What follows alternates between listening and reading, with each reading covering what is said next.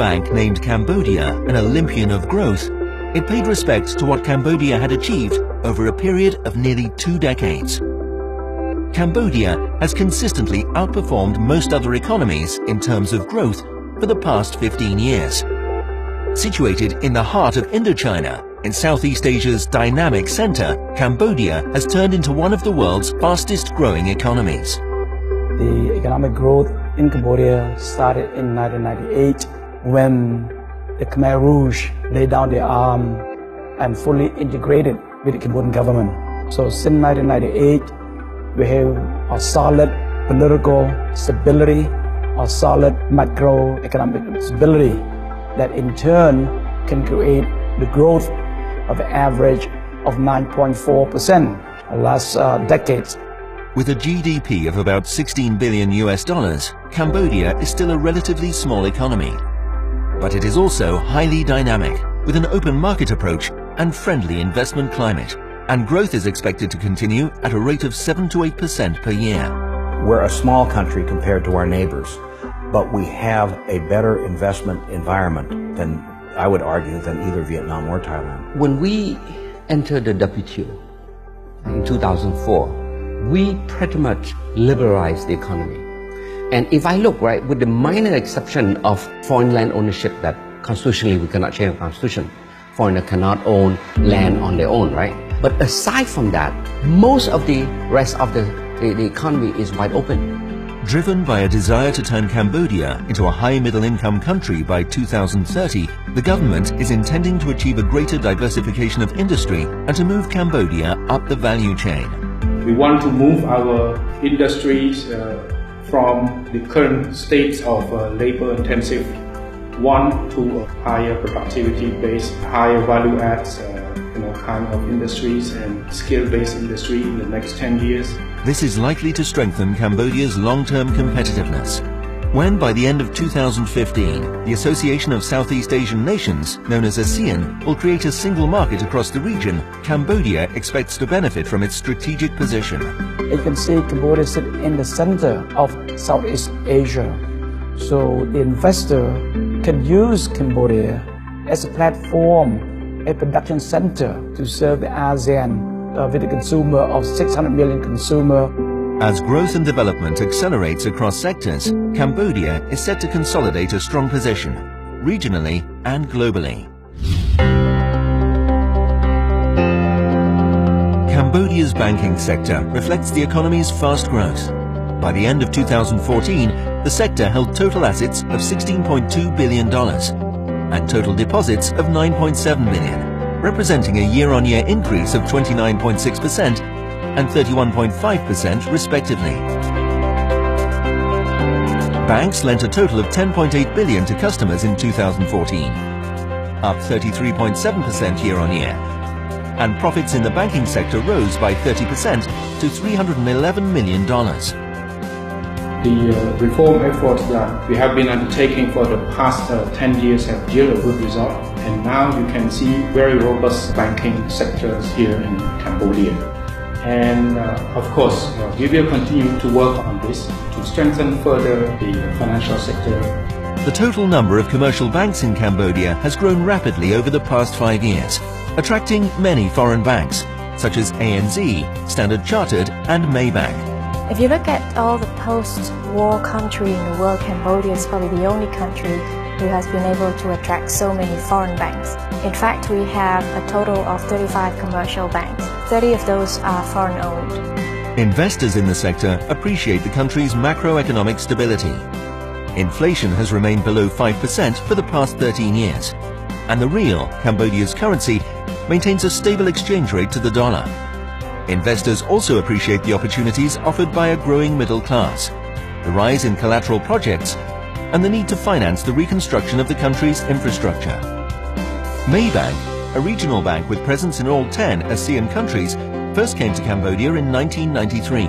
By embracing diversity and inclusiveness and providing financial services with a humanizing touch, Maybank has gained a place in the Cambodian community. Our priorities is to help our customers and our employees to grow, to help our customers to expand their business in Cambodia and beyond, and to accumulate wealth, and helping our employees to acquire knowledge and skill so that they will be able to face the challenges in the banking industry in the region and not just in Cambodia. From financing clients' first homes to helping small businesses grow and expand across the region, Maybank aspires to continue being a part of Cambodia's development for years to come. We do not just serve local Cambodian, we also help MNCs and foreign investors who want to invest or expand their business into Cambodia. Current priorities for Maybank, as for other banks in the market, are the consumer and SME segments. With large parts of the population still without access to financial services and an increasingly dynamic SME sector, banks are seeking to tap into these markets by developing new services and growing the bank network into rural areas. The Foreign Trade Bank of Cambodia, Cambodia's first and foremost local bank, is deeply rooted in this culture and appeals to both local and foreign customers. Established in 1979 as a state-owned subsidiary of the National Bank, FTB was privatized in 2005 with great commercial success. Over the past 9 years since the privatization, total asset grew tenfold, total deposit tenfold, shareholders' equity almost fivefold, and the number of employees twofold. FTB has pioneered e-banking and other innovative technologies in Cambodia and is now moving to the e-commerce sector and to mobile banking, targeting a young and forward-looking clientele. Currently the fifth largest bank in Cambodia, FTB is confident about the bank's positioning. Combining a good knowledge of the market, because we were the first bank to be established here in Cambodia, and ability to deploy new products would make us the bank of choice for any regional or global player who wants to enter Cambodia. As Cambodia's economy develops further, the demand for more and better financial products will continue to grow. The banking sector will play a key role in Cambodia's future development. Cambodia's economic growth comes with the thirst for energy. Demand for electricity is on the rise and expected to double by 2020. But supply is only recently beginning to meet demand. Investment in power generation is creating new capacities and the transmission network is being extended. The EAC, the sector's regulatory body, now expects electricity supply to be guaranteed throughout the country and at lower costs. We expect that in 2020, all villages in Cambodia will be electrified. And I think around 60% to 65% of the household in Cambodia should be provided by the source from National Grid. State-owned EDC, in charge of the national grid and the supply of energy throughout the country, plays a key role. We're going to play our part from increased supply, reliability and quality supply, to expanding the transmission line networks, sub-transmission line network, distribution networks, plus intervention in area beyond our own distribution control. Much progress has been made increasing domestic power generation. The growth has been to us quite impressive. Starting from 103 megawatt in the system in 2000, and now we have more than 1,300, almost 1,400 megawatts and rising. To me, this is a huge step forward. Development of the power sector drives Cambodia's economy with significant impact also on job creation. Cambodia's dynamic building and construction sector profits from better energy supply and is itself a major force for development. Following a period of contraction during the world economic crisis, the sector has returned to full form. For the past 5 years, construction has seen remarkable growth, driven by increasing investment and public sector spending. In 2014 alone, Cambodia's construction sector attracted total investments of $2.5 billion US. More than 550 construction companies, domestic and foreign developers are active in Cambodia. Any visitor to Phnom Penh today will be amazed at the robustness of what's going on. We have major companies here that are doing big projects, shopping malls. Aeon Mall opened in 2014, but we have Hong Kong Land doing their own mall. We have Japanese, Koreans, others here doing their own malls. Office buildings are going up all over the landscape. This rapid expansion in the construction sector indicates a substantial boost in investors' confidence in the economy. It's really quite a dramatic development. now, and in many ways we're catching up with other cities in Southeast Asia. Firms like the Worldbridge Group, a domestic company involved in some of Cambodia's most pioneering development projects in strategic joint ventures, have seized the opportunity. Cambodia at this stage is the right destination at the right timing, because having a country which is emerging, having a country which is in a catching up mode is a great opportunity. Worldbridge Group of companies is involved in developing Cambodia's first free trade zone, as well as the Bridge, a 45-story twin-tower project offering residential, commercial and office spaces, symbolic of Cambodia's ambitions. Cambodia's stability of the country is very good, and the growing of the country is moving very fast. So as a business perception, I feel that this country I can do business.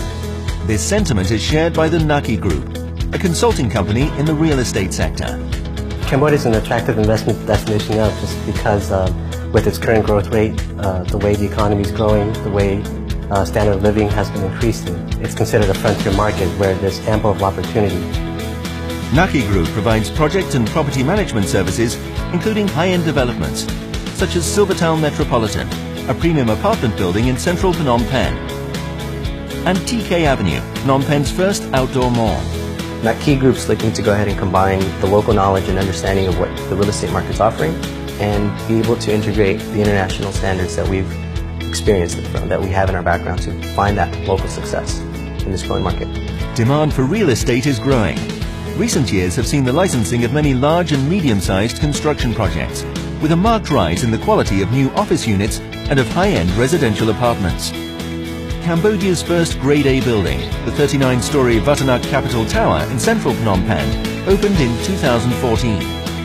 A true landmark development, the Vatanak Tower caters to Cambodia's emerging business and leisure community, with a combination of office spaces, a luxury retail unity, and a world-class hotel.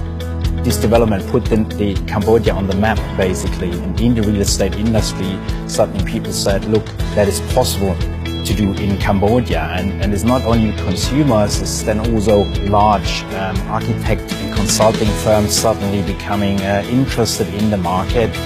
Vatanak Properties, the ambitious developer behind Capital Tower, is determined to pioneer the way real estate is developed in Cambodia.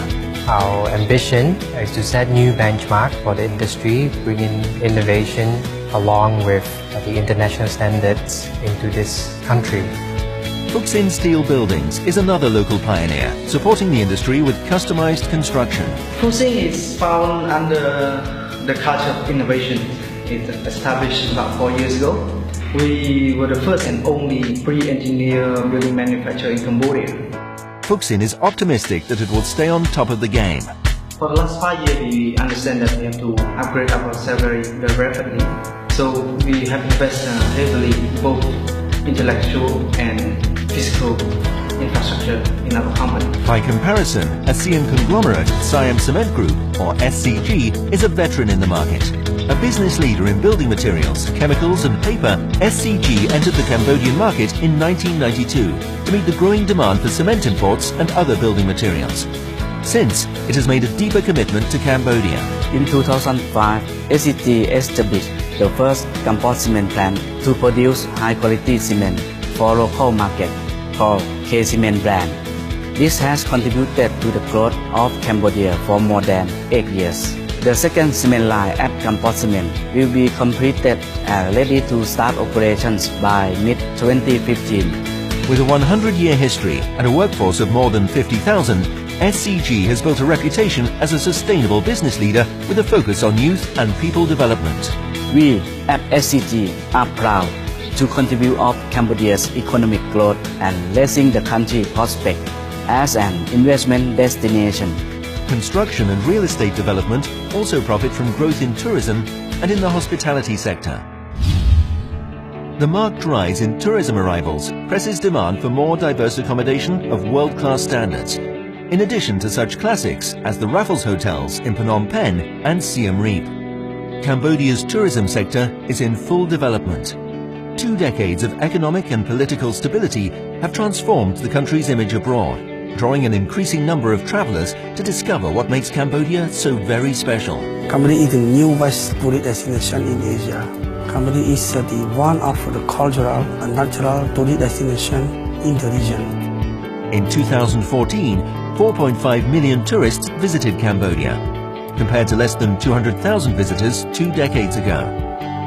Tourism has become the country's second largest source of income, contributing 16% to GDP.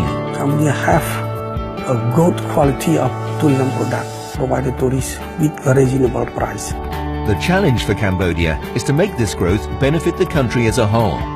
In 2012, the government adopted a framework strategy for the responsible and sustainable development of Cambodian tourism. Our strategy is how to develop Cambodia tourism in a sustainable manner, contribute to the poverty alleviation and to the climate change. The vision is to turn Cambodia into a world-class tourist destination that will generate revenues upward of $5 billion per year. To achieve this goal, the government encourages cooperation with the private sector and with development partners. Tourism is the window and the door to open to other fields of cooperation, to other fields of investment.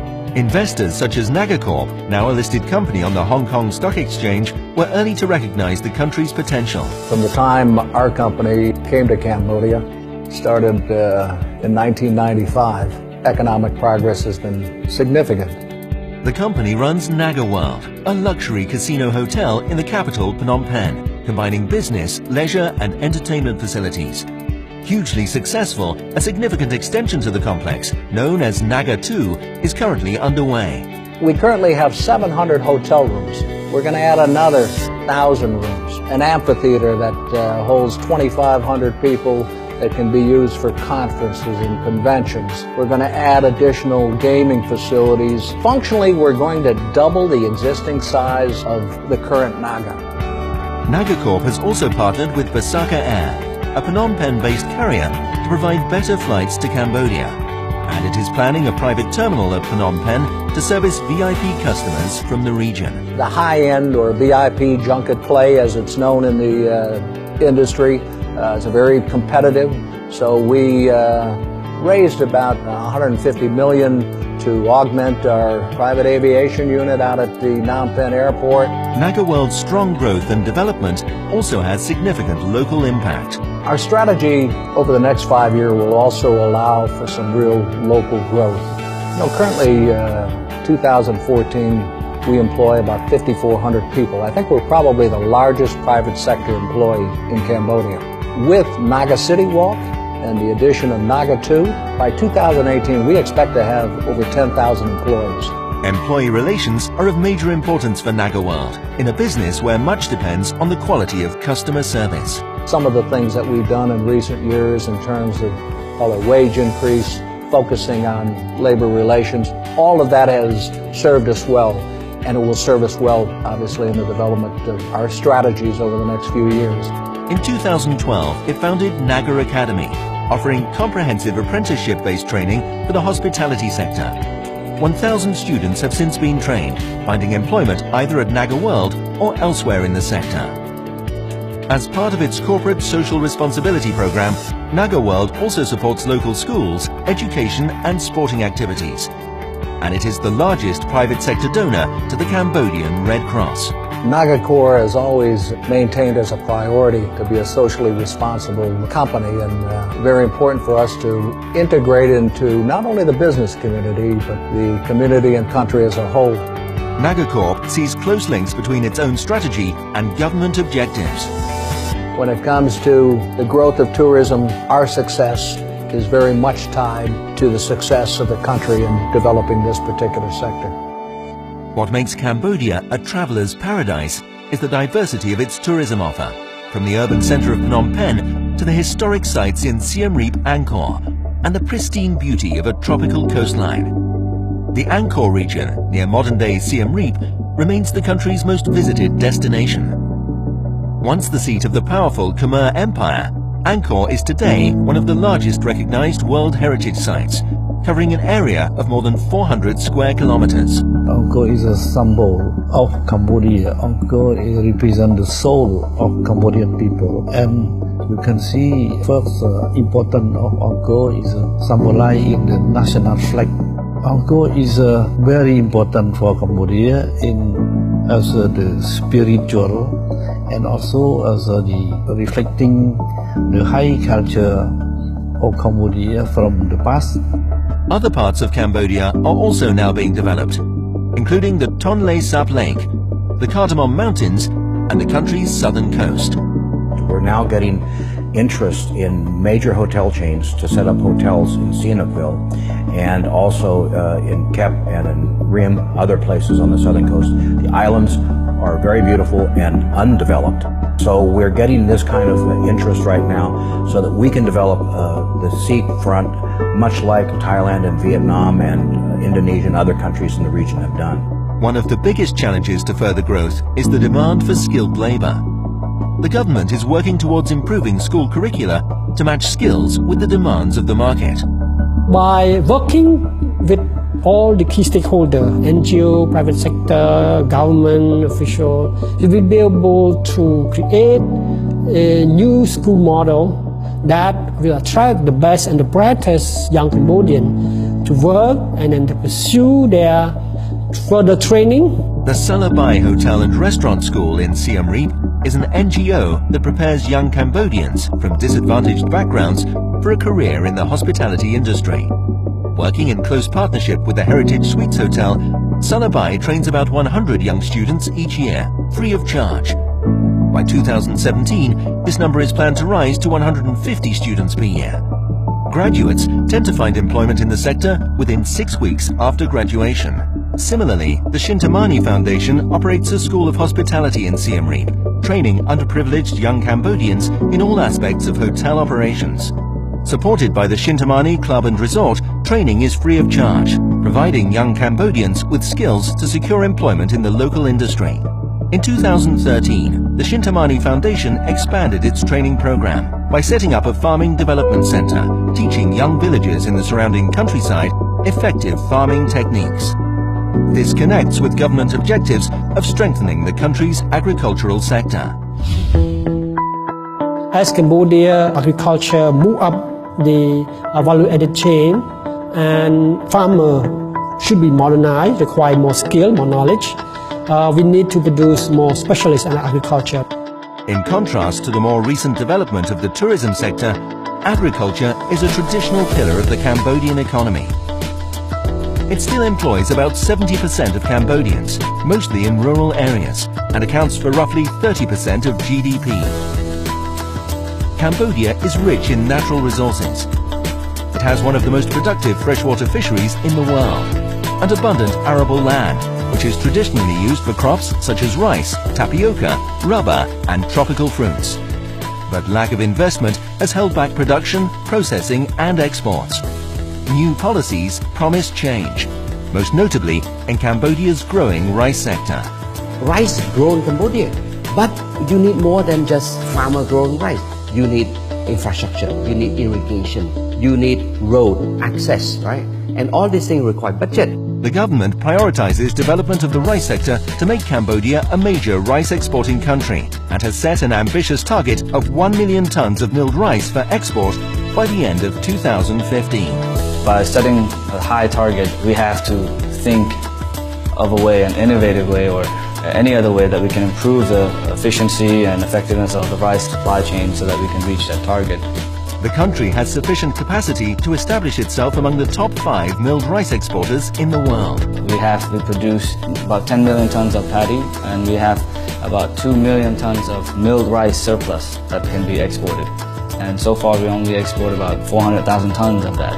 So there's still a lot of room for Cambodia to export more. In 2014, the Cambodia Rice Federation was formed from the sector's main industry bodies to streamline cooperation. One of the major tasks for the federations is to make sure that we establish a strong platform that allow all the stakeholders, from farmers to millers to exporters, to build trust, to keep that trust along the rice chain. Already, investment in modern milling systems has raised the quality of rice to international standards. For the 3rd year in a row, Cambodian premium jasmine rice has won the world's best rice award. Cooperation with foreign investors is to bring further modernization. We want to work with the best cutting-edge technology companies who can provide not just the solution to fix our problem, but also visions of what agriculture or rice sector can be in the future. There are currently very clear opportunities in Cambodia's rice sector. In terms of milling capacity, we do have enough. But in terms of other parts of the chain, like make sure the seeds are good seeds, make sure that we have enough drying facility, make sure we have enough warehouse facilities. These are the parts that we're lagging.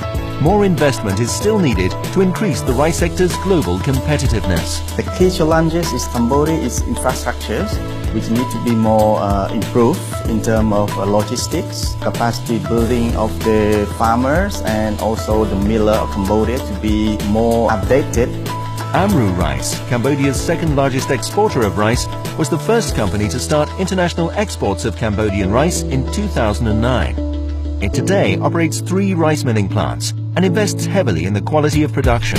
Company, we focus now on building the supply chain. We doing contract farming with this farmer, around 5,000 to 10,000 farmers per year. We will be around 15 to 100,000 ton paddy, which is controlled from our Amru rice specialists, professional to check on growing, using chemical or pesticide.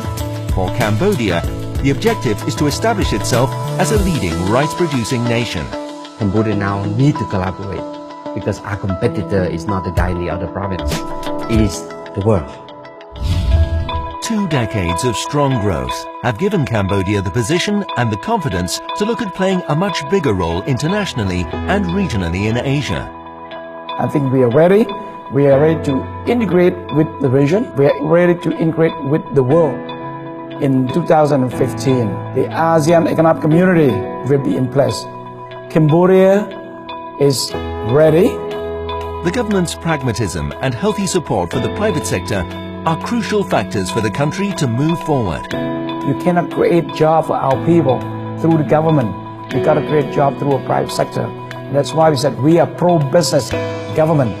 We believe that the private sector is the engine of our economic growth.